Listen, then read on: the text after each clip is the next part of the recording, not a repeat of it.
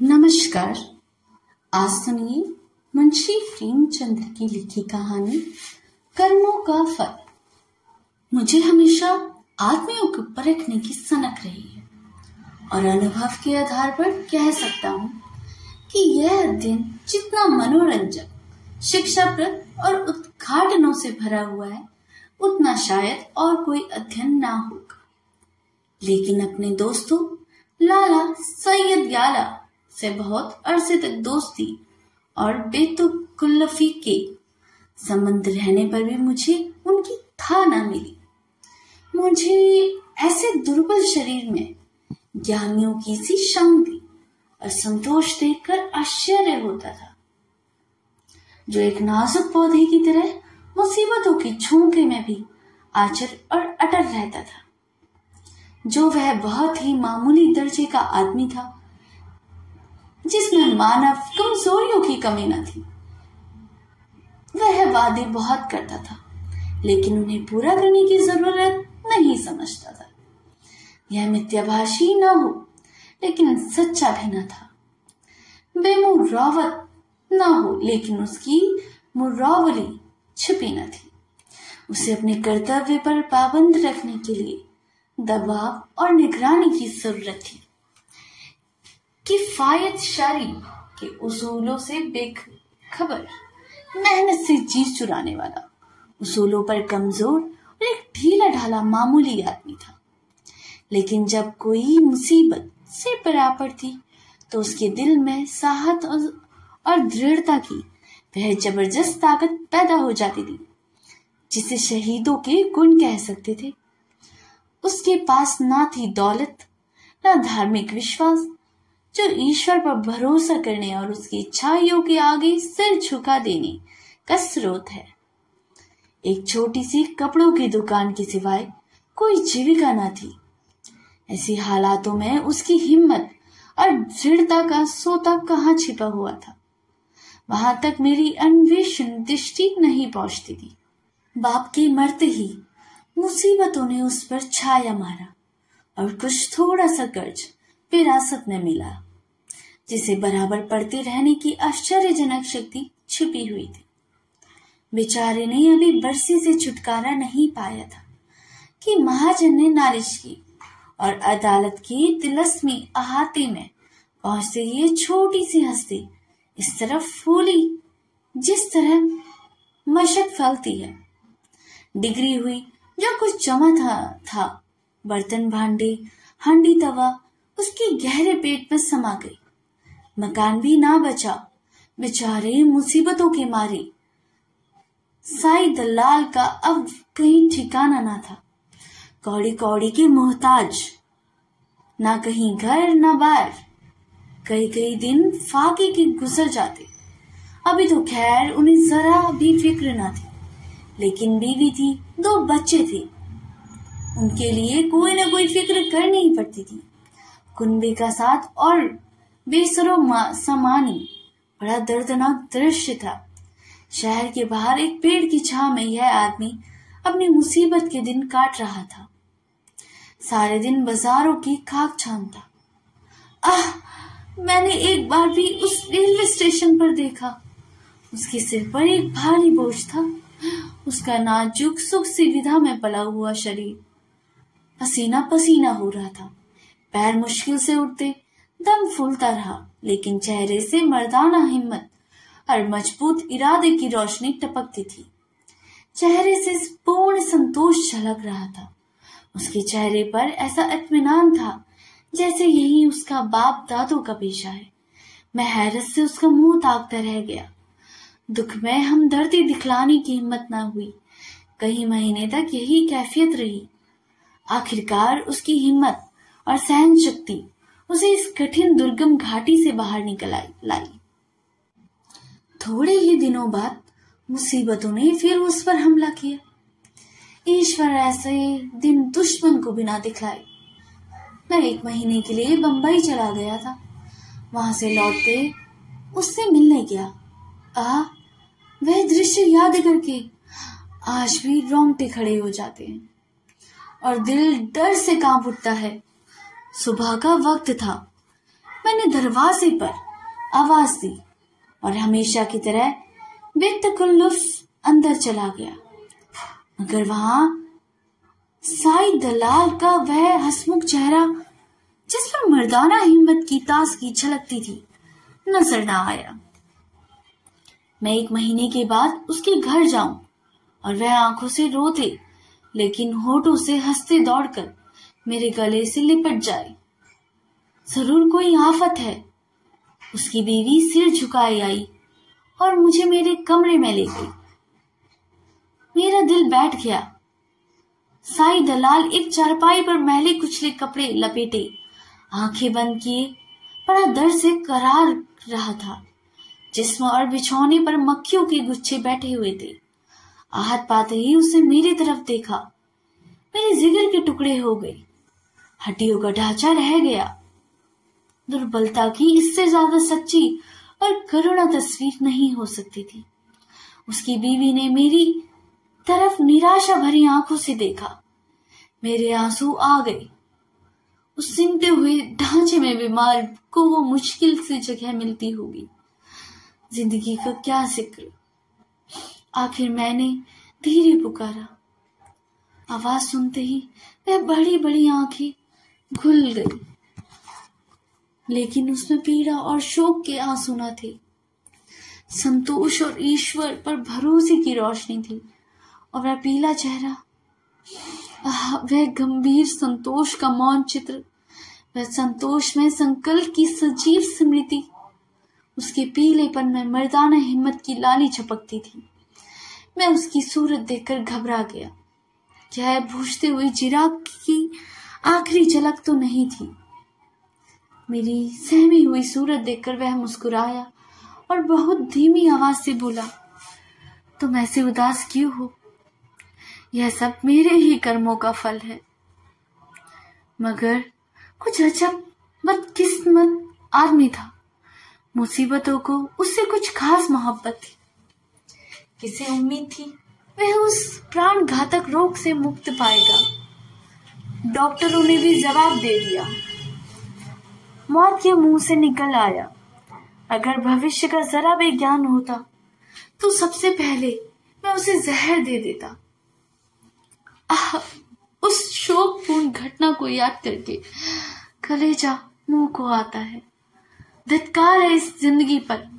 किसी बाप अपनी आंखों से अपने इकलौते बेटे को शौक देखे। कैसा हंसमुख, कैसा खूबसूरत होनहार लड़का था, कैसा सुशील, कैसा मधुरभाषी। जालिम मौत ने उसे छाट लिया। प्लेग की दुहाई मची हुई थी। शाम को गिल्टी निकली और सुबह को कैसी मनहूस अशुभ सुबह थी। वह जिंदगी सवेरे के चिराग की तरह बुझ गई। मैं उस वक्त उस बच्चे के पास बैठा हुआ था और साई दलाल दीवार का सहारा लिए हुए खामोश आसमान की तरफ देखता था। मेरे और उसकी आंखों के सामने जालिम और बेरहम मौत ने उस बच्चे को हमारी गोद से छीन लिया। मैं रोते हुए साई दलाल के गले से लिपट गया। सारे घर में कोहराम मचा हुआ था। बेचारी मां पछाड़े खा रही थी। बहनें दौड़ दौड़ कर भाई की लाश से लिपटी हुई थी और जरा देर के लिए ईर्ष्या ने भी संवेदना के आगे सिर झुका दिया। मोहल्लों की औरतें को आंसू बहाने के लिए दिल पर जोर डालने की जरूरत न थी। जब मेरे आंसू थमे तो मैंने साई दलाल की तरफ देखा। आंखों में तो आंसू भरे हुए थे। संतोष की आंखों पर कोई बस ना था, लेकिन चेहरे पर मर्दाना दृढ़ता और समर्पण का रंग स्पष्ट था। इस दुख की बाढ़ और तूफानों में भी शांति की नैया उसके दिल को डुबोने से बचाई हुई थी। इस दृश्य ने मुझे चकित नहीं, स्तंभित कर दिया था। संभावनाओं की सीमाएं कितनी ही व्यापक हो, ऐसी हृदय द्रावक स्थिति में होशो हवास और इत्मीनान को कायम रखना उन सीमाओं से परे है। लेकिन इस दृष्टि से साई दलाल मानव नहीं, अति मानव था। मैंने रोते हुए कहा, भाई साहब, अब संतोष की परीक्षा का अवसर है। उसने दृढ़ता से उत्तर दिया, हाँ, यह कर्मों का फल है। मैं एक बार फिर भौचंक होकर उसका मुंह ताकने लगा, लेकिन साईं दलाल, यह तस्वीरों जैसे धैर्य और ईश्वर इच्छा पर भरोसा अपनी आंखों से देखने पर भी मेरे दिल से संदेह बाकी थे। मुमकिन है जब तक चोट ताजी है सब्र का बांध कायम रही, लेकिन उसकी बुनियादें हिल गई थी, उसमें दरारें पड़ गई थी। वह अब ज्यादा देर तक दुख और शोक की जहरों का मुकाबला नहीं कर सकता था। क्या संसार की कोई दुर्घटना इतने हृदयद्रावक, इतनी निर्मम, इतनी कठोर हो सकती है? संतोष और दृढ़ता और धैर्य, ईश्वर पर भरोसा, यह सब उस आंधी के समान घास उससे ज्यादा नहीं। धार्मिक विश्वास तो क्या, अध्यात्म तक का उसके सामने सिर झुका देता है। उसकी झोंकी आस्था और निष्ठा की जड़ें हिला देती हैं। लेकिन मेरा अनुमान लगाना गलत निकला। साईं दलाल ने धीरज को हाथ से न जाने दिया। वह बस्तूर जिंदगी को कामों में लग गया। दोस्तों की मुलाकातें और नदी के किनारे सैर, तहरीफ और मेले की चहल पहल, इन दिलचस्पियों में उसके दिल को खींचने की ताकत अब भी बाकी थी। मैं उसकी एक एक क्रिया को, एक एक बात को गौर से देखता और पढ़ता। मैंने दोस्ती के नियम कायदों को भुलाकर उसे उस हालत में देखा जहां उसके विचारों के सिवा कोई और न था। लेकिन उस हालत में भी उसके चेहरे पर वही पौरुषित धैर्य था और शिकवे शिकायत का एक शब्द भी उसके जबान पर नहीं आया। इसी बीच मेरी छोटी लड़की चंद्रमुखी निमोनिया की भेंट चढ़ गई। दिन के धंधे में फुर्सत पाकर जब मैं घर पर आता तो उसे प्यार से गोद में उठा लेता, तो मेरे हृदय को जो आनंद और आध्यात्मिक शक्ति मिलती थी उससे शब्दों में नहीं व्यक्त कर सकता। उसकी अदाएं सिर्फ दिल को लुभावने वाली नहीं, गम को भुलाने वाली भी थी। जिस वक्त वह होकर मेरी गोद में आती तो मुझे तीनों लोक की संपत्ति मिल जाती। उसकी शरारतें कितनी मनमोहक थी। जब हुक्के में मजा नहीं रहा, कोई चिलम को गिराने वाला नहीं, खाने में मजा नहीं आता, कोई थाली के पास बैठा हुआ उस पर हमले करने वाला नहीं, मैं उसकी लाश को गोद में लिए बिलक बिलक कर रो रहा था। यही जी चाहता था कि अपनी जिंदगी को खत्म कर दूं। यकायक मैंने साईं दलाल की आते देखा। मैंने फौरन आंसू पोंछ डाले और उस नन्ही सी जान को जमीन पर लिटाकर बाहर निकल आया।